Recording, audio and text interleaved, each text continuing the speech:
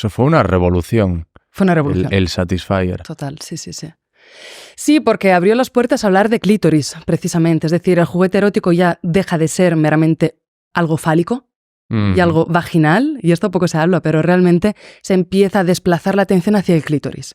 ¿Vale? Entonces, ya digamos que a nivel social se cocía un poco esa conversación y esa importancia de ese órgano que ha estado descuidado durante toda la vida, básicamente, del mundo. Y ahora ya teníamos un juguete que estaba dispuesto a darnos placer, no por vía vaginal, sino que por vía clitorial. Y evidentemente eso se volvió un poco bandera y un poco símbolo, desde luego. Luego se generó ese debate, ¿no? Como YouTube va a acabar con la televisión. Pues el Satisfyer, como las mujeres hablaban, hacían tales alabanzas al Satisfyer. Yo me acuerdo en esta redacción que había chicas que decían, no, yo 30 segundos, 40 segundos de Satisfyer y yo ya duermo tranquila y tal. Y entonces, claro, había ese miedo, ¿no? A ver si iba a afectar a las relaciones tradicionales. Yo incluso tuve aquí a un dietista, eso fue muy polémico, pero el dietista, para hablar de la comida basura, decía como que si acostumbras, como que generas tolerancia, ¿no? Si le das comida basura muy palatable al cuerpo, luego te tomas una ensalada y no te sabe a nada. Y él comparaba esto con el Satisfyer. Decía como que, bueno, como que te puedes, como que de alguna manera te vas insensibilizando, que necesitas cada vez más potencia. Esto generó muchísimo debate y hubo muchas críticas de mujeres que dijeron, pues lo primero, porque tiene que estar un señor diciendo cómo funciona esto, cómo deja de funcionar, y segundo, que eso no es verdad. Ahora que estás tú, lo puedo comentar contigo. Pues sí, bueno, realmente yo creo que se registró un fenómeno peculiar en ese momento, ¿vale? Porque por un lado se magnificó mucho lo que era un juguete erótico, entonces empezaron como a cargarlo de significados hasta trascendentales y no hacía falta tanto, ¿vale? Y lo digo desde el lado de Plátano Melón, quiero decir que nosotros somos una marca de juguetes eróticos, pero sí que es verdad que hubo una conversación que quizás se fue más allá. Y luego, por otro lado, y esto tiene sentido también, luego lo comentaremos. Luego, por el otro lado, la oleada opuesta, ¿no? Y entonces comentarios como estos que justamente pretendían, pues, quitarle todo lo bueno que sí que tenía realmente ese juguete. Es como si habláramos de móviles y de repente dijéramos, son la solución a todos nuestros problemas porque nos conectan con todo Dios, con todo el mundo y con toda la información que queramos, o por el otro lado, nos generan dependencia, nos desconectan. O sea, hay una vía intermedia. Y el juguete erótico justamente sí que la tiene también. Entonces, sí es cierto que puede generar cierta adicción, pues como el azúcar. Sí, que es lo que decía este dietista. Claro, pero no es el azúcar el problema, ¿no? Es nuestra necesidad compulsiva casi del azúcar. Entonces, tenemos el mismo problema quizás con los succionadores. Es decir, si yo no me conozco suficiente o si yo no sé comunicarle a mi pareja que me gusta, lo más probable es que pueda ser un anzuelo para que yo alcance mi placer o que lo tenga en mis relaciones sexuales.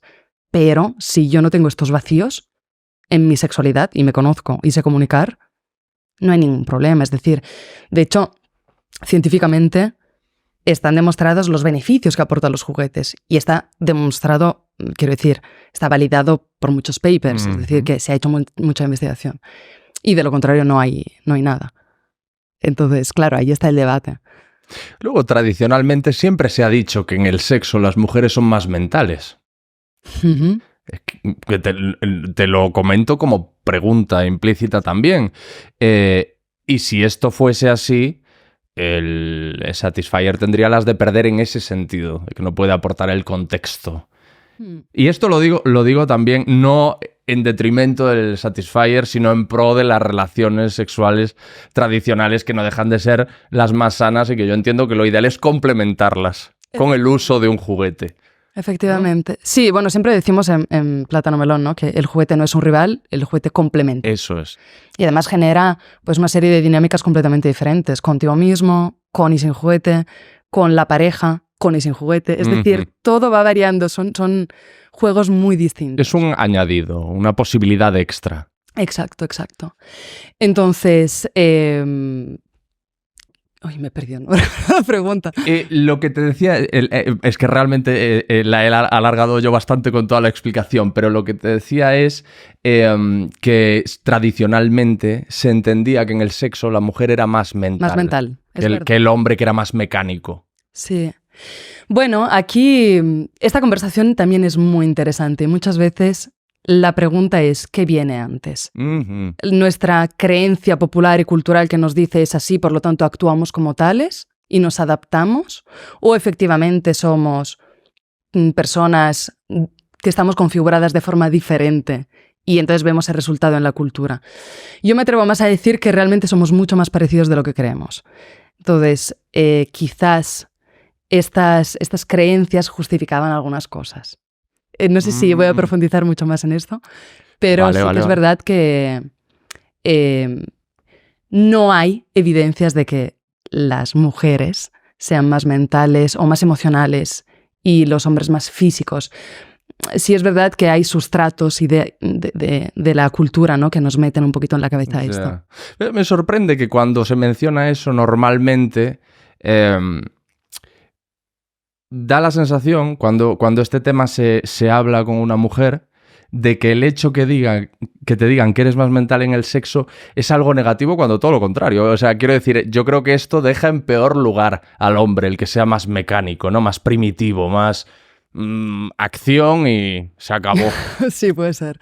Sí, es verdad. O sea, yo creo que realmente el hecho de estar en la sombra del hombre para las mujeres ha tenido su parte evidentemente negativa, desde muchísimos lados, pero la parte positiva es que ha podido experimentar y explorar la sexualidad desde lugares mucho menos guionizados, ¿no?, y mucho menos encorsetados. Entonces, por ejemplo, sexualmente se ve al hombre como más mecánico, ¿no? Sí. Como decías, en plan, vamos al lío y pam, pam, pam, y ya está. El patrón es este y vamos a seguirlo en estos tiempos, con esta performance, con esta funcionalidad.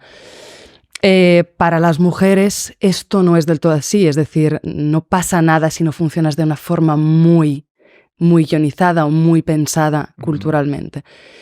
Entonces también hay esta parte de más mental o más emocional, ¿no? Y es todo mucho más, está más desdibujado.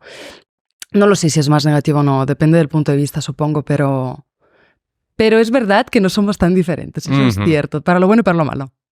No quiero perderme, porque cuando hablábamos del Satisfyer has dicho, cuando hablabas de que se magnificó el Satisfyer, me has dicho, esto lo comentamos después. Sí.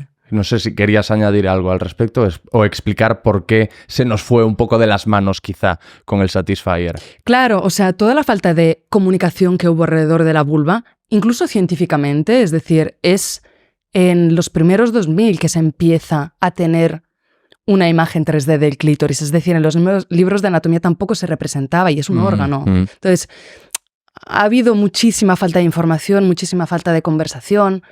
Hay una de cacao, incluso científicamente hay términos que se solapan mucho, no se entiende muy bien. Sí. Nosotros investigamos diariamente en Plátano Melón y muchas veces tenemos que reunirnos en plan, vale, esto quiere decir esto y esto quiere decir lo otro, o sea, diferenciarlo.